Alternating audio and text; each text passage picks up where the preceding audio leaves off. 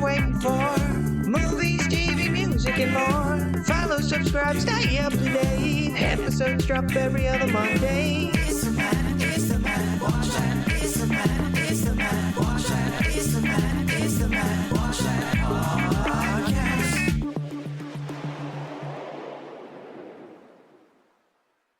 Welcome to the Matt Watch That podcast, the place for reviews, rants, and randomness. I'm your host, Matt Seroski, filmmaker, film fan.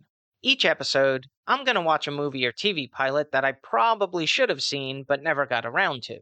It could be a recent favorite, critic's choice, or cult classic. To join in on the conversation, follow me on Twitter, Instagram, and Facebook at Matt Seroski. You can subscribe to my YouTube page where I'll post videos and clips from the show. If you have any opinions on what I've discussed, or suggestions as to what I should see next, use the hashtag MattWatchThat on social. Before we start, it's time for everyone's favorite segment, Box Office Breakdown. We'll be looking at the domestic box office gross for the month of July 1993. It can include movies released in the month or carried over from previous months. Coming in at number 10, we have Hocus Pocus with $23.5 million. Not the biggest box office success, but certainly became a cult classic and now, especially with the sequel, has reached a whole new audience. At number 9, we have Son-in-Law with $27.8 million. This was around the time that Pauly Shore reigned supreme. He was on the small screen on MTV. He was on the big screen in Son-in-Law, Class Act, Encino Man. You just couldn't get away from him. Number 8, Free Willy with $31 million. A popular family film, spawned a couple of sequels, but probably best well known for the Michael Jackson hit, Will You Be There? At number 7, we have Snow White and the Seven Dwarfs. It was re-released by Walt Disney Pictures in 1993 to get some of that inflation cash, and it paid off with $33 million at the box office. Next at number 6 was Dennis the Menace. The best part of the film was the crotchety Mr. Wilson, played by Walter Matthau. At number 5, we have Rookie of the Year with $37.5 million. Underrated baseball film. This came out at a time when there was all of these family-friendly sports movies. You had The Sandlot, Angels in the Outfield, The Big Green, Little Giants, Air Bud, The Mighty Ducks. There was definitely a brief moment for these types of films. At number 4, Sleepless in Seattle. Tom Hanks, Meg Ryan, how can you go wrong? But I have to say, this movie creeps me out a little because Meg Ryan's character becomes obsessed with a voice on the phone. She hires a private investigator to take pictures of him so she knows what he looks like, then flies all the way out to Seattle to try and meet him. Then she goes to New York City with the hopes that she'll meet him at the top of the Empire State Building. All the while, she's there in a restaurant with her fiancé. If this scenario was reversed and it was a man, he would be arrested for stalking. Am I right? Am I right? But yeah, I guess it's kind of a sweet movie, maybe? At least Rosie O'Donnell was good in it. But it did earn $64 million in the month of July, and $126 million overall. So some sicko out there must like it. Speaking of sickos, at number 3, we have In the Line of Fire. Put John Malkovich on the map. He was amazing. He played a very convincing man wanting to kill the president that I think he was probably visited by the FBI at some point. I also like the link to the JFK assassination because that is a conspiracy theory that I don't necessarily believe in, but I love reading about. But the phone calls between Clint Eastwood and John Malkovich, some of the best acting performances. At number 2, not surprisingly, we have Jurassic Park, which grossed $98 million in the July box office, and would go on to rake in $357 million. After Jaws, I think this is Spielberg's second perfect movie. The acting's amazing. It's my favorite John Williams score. It's one of the last movies that used practical and CGI effects in perfect cohesion and balance, and it's your prototypical summer blockbuster. And coming in at number 1, The Firm, released on July 2nd and earned $120 million. Based on the John Grisham novel, it was nominated for 2 Academy Awards, one for Best Actress in a Supporting Role for Holly Hunter, and Best Music Original Score for David Grusin. What's interesting about the top 10 is the variety of films. You've got dramas, action-adventure, thrillers, romantic comedy, straightforward comedies, and the family affair isn't animated. I mean, Rookie of the Year, Dennis the Menace, Free Willy, Hocus Pocus, all live action. Maybe this is why a lot of people stop going to the movies. There's just not enough being offered to the audience. But if you look at the success of a biopic like Oppenheimer, or one based off a toy geared towards women, you see that there's an audience there for it. And I just don't understand the studio heads not wanting to offer a wide variety of movies to a wide variety of audiences. They're out there. You just have to give them a reason to go to the theater. Now, this week's movie, Poetic Justice, was number 12 at the box office, earning $17 million in the month of July. So let's see what I think of it. On to the main attraction. Each review will end with a ranking out of 5 stars. 1 star is skip it, 2 stars watch at your own risk, 3 stars standard fare, 4 stars worth checking out, and 5 stars must see. Now, if I give a title 5 stars, it doesn't mean I'm comparing it to Casablanca, Jaws, or Seinfeld. I rank titles based on other movies or TV series in that genre and at that time period. On this episode of the podcast, I'll be reviewing Poetic Justice from 1993. It was written and directed by John Singleton, who helmed Higher Learning, Shaft, Four Brothers, and Abduction. He was nominated for 2 Academy Awards for his feature directorial debut, Boys in the Hood, as Best Director and Best Writing, screenplay written directly for the screen. It stars Janet Jackson as Justice. She was born in Gary, Indiana, but by the age of 3, the family moved to Encino, California when the Jackson 5 were signed to Motown Records. She began performing with her brother Randy on the Las Vegas Strip at the age of 7.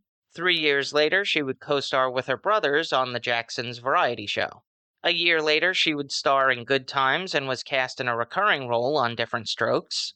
When she was 16, she signed to A&M Records and released her self-titled debut in 1982. She would go on to sell over 100 million records worldwide. She also appeared on the big screen in The Nutty Professor 2, The Clumps, Why Did I Get Married and its sequel, and For Colored Girls.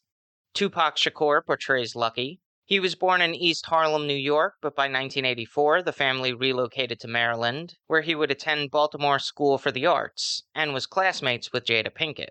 In 1988, he moved to Marin County, California, where he started recording as MC New York in the rap group Strictly Dope. He debuted the stage name Tupac, the number 2, and PAC, as part of Digital Underground, where he was a backup dancer and rapper. They had a hit single, Same Song, which was featured on the Nothing But Trouble soundtrack. In 1991, he released his debut album, Tupacalypse Now, which was certified gold. He would sell 75 million records worldwide. His big screen debut was in Juice. He would go on to star in Above the Rim, Bullet, Gridlock, and Gang Related. This is something to look out for. There are 6 recording artists cast in the film. Tupac Shakur, Janet Jackson, Mickey Howard, Keith Washington, Tone Loc, and Q-Tip. So let's jump into it. Justice and her boyfriend Markel are at the drive-in watching an Alan Smithee film. Very funny reference. When he's gunned down in the driver's seat by guys he had a beef with. Not so funny. Justice copes with the loss through her poetry and walks around sporting black, looking tore up from the floor up. She works as a hairdresser at Salon de Butte, owned by a mother-like figure, Jessie. They're preparing for a hair show in Oakland. They're visited by Lucky, the postal worker, who attempts to flirt with Justice to no avail. After his shift, he goes to visit his daughter, Keisha, whose mother is a crack addict and sleeping with her dealer. Lucky removes Keisha from the house and wants to take care of her full-time. He hopes that his music career pans out so he can afford to. Meanwhile, Justice's best friend, Aisha, is going on a run up to Oakland with her boyfriend Chicago and his friend, and invites her to come along. Justice initially rejects the offer, but when she's ready to travel to the hair show, her car doesn't start. So she asks to tag along, not realizing the friend is Lucky. Here's a quote without context. Garth Brooks, he's slammin', right? Poetic Justice was an enjoyable film, despite the fact that everyone seemed to be at each other's throats for most of the movie. It takes some time to get going, but it kept my interest in the first 20-30 minutes by establishing the neighborhood and the relationships between the characters. It still takes until around the 40-minute mark for the road trip to start, but by that time I was pretty much invested. The acting was really strong, very natural performances. I believed everything they said, the good, the bad, and the ugly. Regina King as Aisha had the largest arc, as she seemed like the stereotypical best friend character, but as the film progresses, there's a lot of depth that gets revealed. The cast was rounded out by Jennifer Lewis, who I'm very fond of as an actor, Joe Torre, Tyra Farrell, and Clifton Collins Jr. Billy Zane and Lori Petty have a brief appearance in the opening film. It was interesting seeing the juxtaposition of the gritty Los Angeles city with some of the scenic areas on the road trip. There was a moment between Justice and Lucky where they're sitting on the ground, which overlooks a very pretty lake. I'd really like to know where that was shot. Alphonse, look that up for me. Overall, it's a good film. John Singleton said he wrote it for young African-American women, so I'm not exactly the intended audience, but there's enough of the human element that anyone can relate to the characters and their struggles. Now for a little trivial trivia. The poetry written by Justice was actually created by Maya Angelou, who has a cameo appearance as Aunt June. Poetic Justice was produced by John Singleton and Steve Nicolaitis, known for The Princess Bride, When Harry Met Sally, Misery, A Few Good Men, Shaft, and School of Rock. It was filmed in and around Los Angeles and parts of Oakland, California. The cinematography was captured by Peter Lyons Collister, whose filmography includes Halloween 4, The Return of Michael Myers, Problem Child, Higher Learning, The Replacement Killers, and Mr. Deeds. It was edited by Bruce Cannon, who worked on Higher Learning, Too Fast, Too Furious, Four Brothers, Abduction, and Addiction. The score was composed by Stanley Clarke, who wrote the music for Passenger 57, Eddie, Baps, The Best Man, and Romeo Must Die. The soundtrack featured songs by A Tribe Called Quest, Usher, Coolio, Stevie Wonder, Naughty by Nature, The Dog Pound, and the Isley Brothers. The runtime is 1 hour 49 minutes. It had a budget of $14 million and grossed $27.5 million at the box office. It was nominated for 1 Oscar at the 1994 Academy Awards for Best Music, Original Song for Again, performed by Janet Jackson. On the Ski Index, I give it 3.5 out of 5 stars. If you've seen Poetic Justice and have opinions on the movie, let me know what you think using the hashtag MattWatchThat. Moving right along, each episode, I'm going to post clips that I think people should watch. It could be movie trailers, music videos, interviews, or something completely random. Search for my YouTube page and there'll be a playlist called Matt Watch That Playback. We can debate whether or not social distancing and working from home was beneficial to our society. Was it better for personal morale not to have to commute into work? Were people more productive without the distractions from the office? Or did you find yourself doing the laundry and cleaning the house more often since you would because you didn't realize how much of a pig you were until you had to work in your own filth? But I think the one thing we all can agree upon is that it made for some very memorable moments caught on Zoom.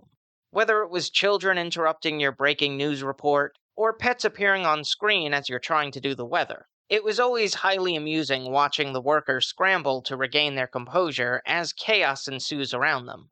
So I've selected a couple of clips, a couple of compilations, including my favorite where the lawyer had a cat filter on while the proceedings were taking place. And if that wasn't funny enough, he had to clarify for the judge, I'm not a cat.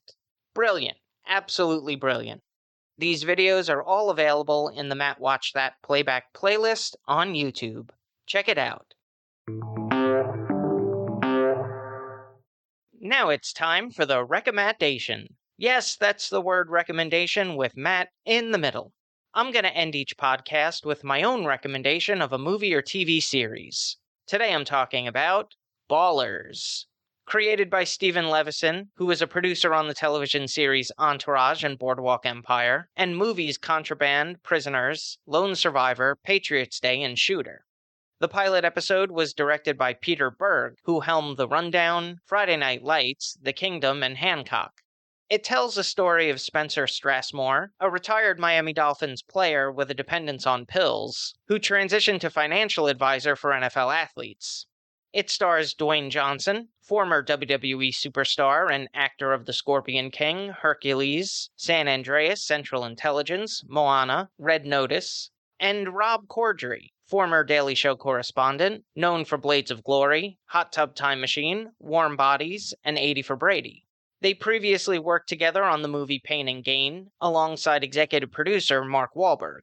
It also features John David Washington, son of Denzel, Donovan W. Carter, Troy Garrity, Richard Schiff, and Dule Hill.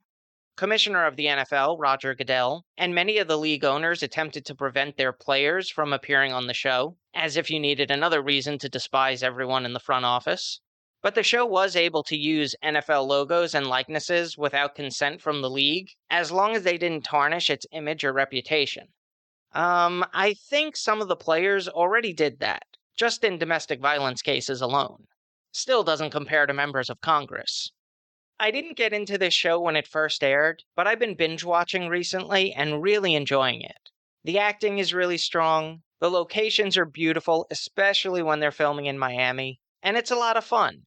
I haven't gotten to the later seasons yet, so hopefully it holds up, but as of right now, I highly recommend. The series was nominated for 5 Primetime Emmy Awards for Outstanding Cinematography for a Single Camera Series, Half Hour, Outstanding Stunt Coordination, and Outstanding Sound Editing for a Comedy or Drama Series, Half Hour, and Animation. Ballers was on for 5 seasons, 47 episodes from 2015 to 2019. That's all for this edition of Matt Watch That. Thanks for listening to me babble. You can follow me on Twitter, Instagram, and Facebook at Matt Seroski. You can subscribe to my YouTube page where I'll post videos and clips from the show. If you have any opinions on what I've discussed, or suggestions as to what movie or TV pilot I should see, use the hashtag MattWatchThat on social. Head over to mattseroski.com for the latest news and updates, and come back next time for the reviews, rants, and randomness.